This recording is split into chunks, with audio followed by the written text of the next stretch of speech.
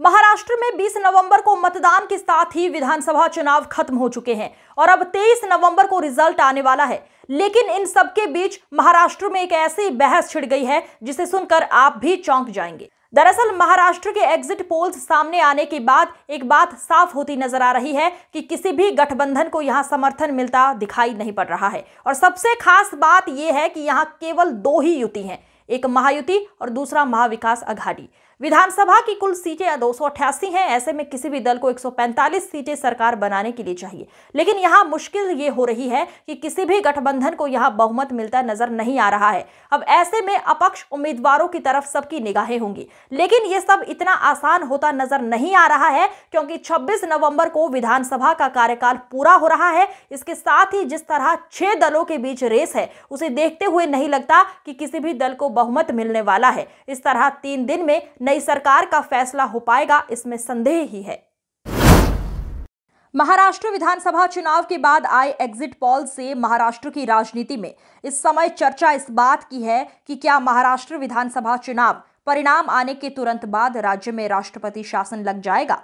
ये केवल आकलन ही है, पर परिस्थितियां इस ओर ही इशारा कर रही हैं, क्योंकि इलेक्शन कमीशन की तरफ से महाराष्ट्र विधानसभा चुनाव की घोषणा काफी देर से की गई है। क्योंकि जब 15 अक्टूबर को महाराष्ट्र में विधानसभा चुनावों के कार्यक्रम की घोषणा की गई, तो उसी समय से ही तमाम राजनीतिक विश्लेषकों का कहना था कि इससे संवैधानिक संकट की स्थिति उत्पन्न हो सकती है।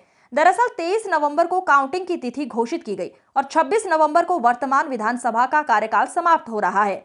चुनाव परिणाम और महाराष्ट्र सरकार के कार्यकाल की समाप्ति के बीच महज 48 घंटे का ही वक्त है, यानी 2 दिन में महाराष्ट्र की नई सरकार को शपथ ले लेना है। लेकिन जिस तरह दोनों गठबंधनों एमवीए और महायुति के भीतर मुख्यमंत्री पद को लेकर सिर फुटबॉल चल रही है, लगता नहीं है कि नई सरकार को लेकर जल्द कोई फैसला होने वाला है। और यदि चुनाव नतीजों में दोनों गठबंधन आसपास सीट जुटाते हैं तो खरीद फरोख्त भी होगी।